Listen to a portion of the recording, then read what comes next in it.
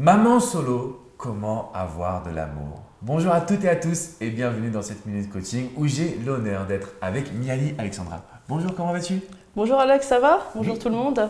Alors on va parler pour les mamans solo qui veulent avoir besoin d'amour parce que tu es la fondatrice et la directrice du site lanouvellemamansolo.fr. Exactement Alexandre. Alors est-ce que tu pourrais te présenter pour toutes les personnes qui peut-être ne te connaissent pas encore?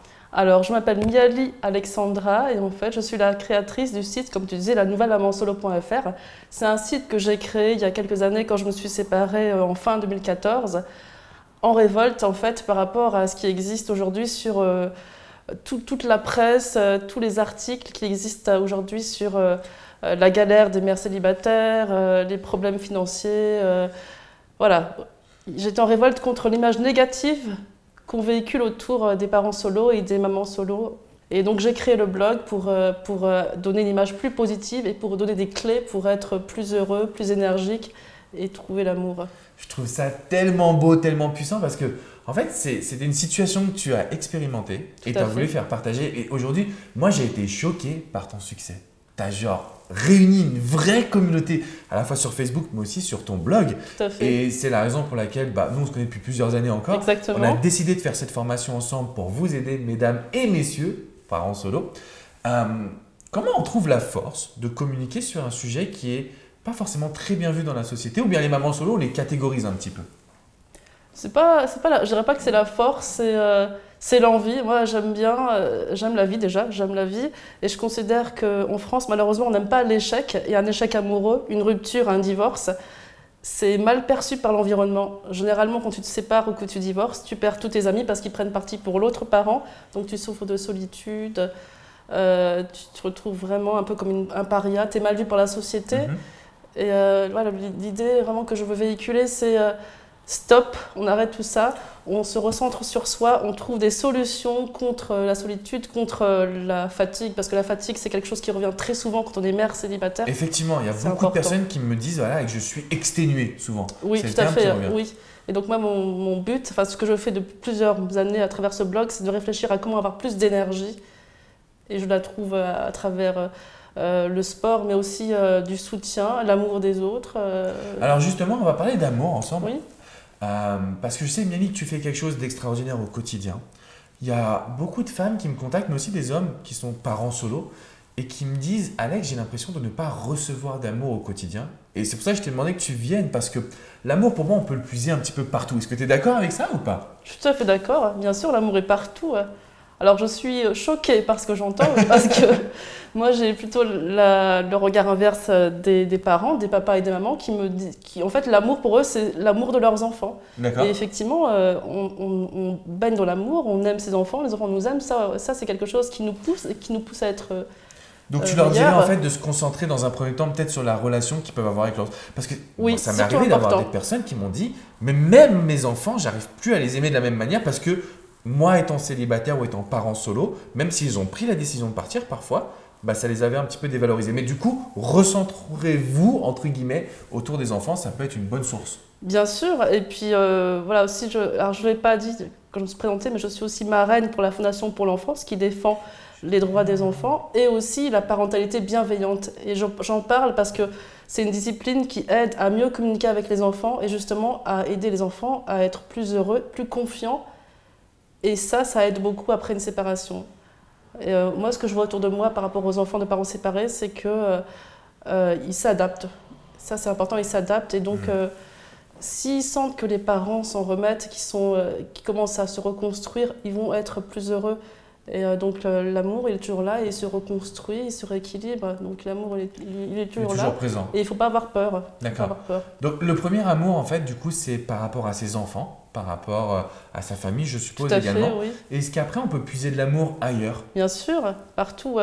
L'amour est partout. Ça peut être avec des collègues de travail, dans le sens, quand je dis amour, c'est l'entraide. C'est aller vers les autres. C'est une relation sociale. Voilà. C'est ça, c'est juste passer des bons moments. Ça peut être inviter quelqu'un à venir chez soi. Parce que j'en parle beaucoup, parce que l'isolement, c'est l'un des problèmes majeurs quand on est parents célibataires, on souffre d'isolement. Et donc, il faut être ouvert et accepter d'être aidé et aussi aider. Voilà. Moi, c'est vraiment ce que j'ai envie de dire aux parents solo aujourd'hui, c'est que le problème numéro 1, c'est la solitude. On ne sort pas parce qu'on on n'a personne pour garder nos enfants.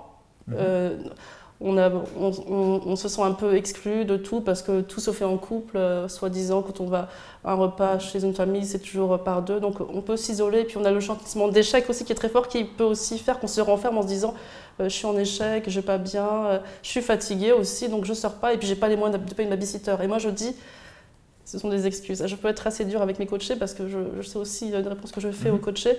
Le problème numéro un, c'est effectivement de ne pas sortir, de ne pas socialiser. Et la première chose, c'est l'entraide. C'est-à-dire que moi, au départ, j'ai eu une babysitter. Ça a coûté vraiment trop cher. Je ne pouvais pas m'en sortir. Et donc, ce que j'ai fait, c'est un groupe de parents solo qui s'entraident. Et en fait, ce qu'on fait, c'est on échange de garde d'enfants entre nous. Et comme ça, je peux sortir. J'ai une vie sociale et je suis très bien comme ça. Je te remercie beaucoup pour tout ce que tu dis parce que c'est effectivement une phrase que je dis souvent, on n'a pas d'excuses les amis, voilà. Il n'y a que des solutions à trouver ensemble. Et on a créé cette formation ensemble, tous les deux, pour les parents solo, pour votre bonheur au quotidien et en amour. Mais c'était plus qu'une formation, c'était vraiment un groupe d'entraide qu'on voulait mettre à disposition. Est-ce que tu peux parler un petit peu de ce groupe s'il te plaît? Parce que pour moi c'est juste tellement révolutionnaire. Parce qu'on est dans une société où il y a de plus en plus de parents solo qui se sentent exclus alors qu'on peut se regrouper. Exactement. Alors, moi, en fait, j'étais parisienne et j'ai déménagé à Toulouse. Et je ne connaissais personne à Toulouse. J'ai pas de famille à Toulouse. J'avais pas de collègues. Donc, voilà. Je vous dis ça pour que ça vous inspire. Je suis arrivée sur Toulouse sans connaître personne.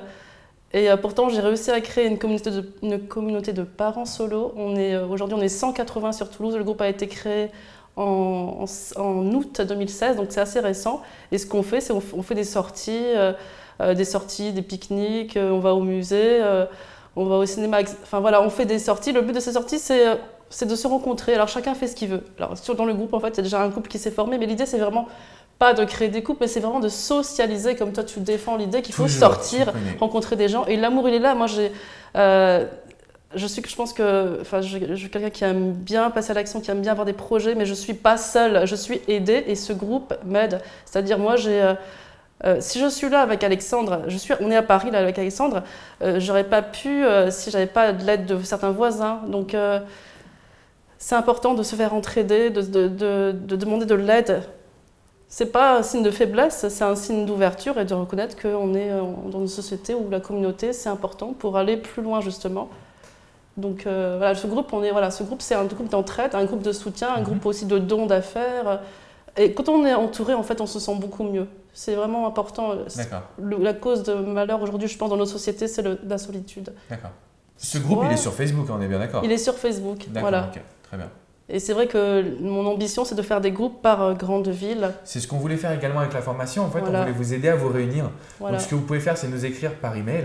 Donc, je vous mettrai l'adresse email juste en dessous, enfin, le formulaire de contact. Et puis, nous, après, on va tous les deux manager un petit peu la situation pour vous permettre de vous regrouper. Exactement.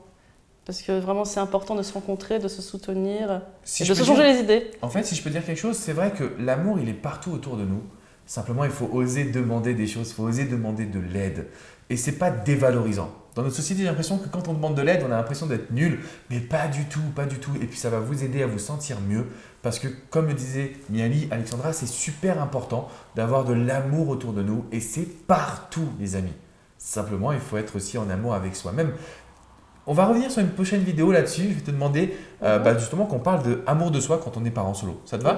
Bien sûr. Super. Si vous avez des commentaires, mettez-les en dessous. N'oubliez pas de cliquer dans la description parce qu'on va vous renvoyer vers une vidéo spéciale privée dans laquelle vous allez avoir plein de ressources sur être parent solo et avoir du bonheur en amour. Merci beaucoup Miali et Alexandra d'être avec moi. Avec plaisir. J'espère que tu répondras aussi aux commentaires. Mais bien sûr, bien sûr. Allez, à très vite pour parler d'amour de soi quand on est parent solo. Ciao les amis.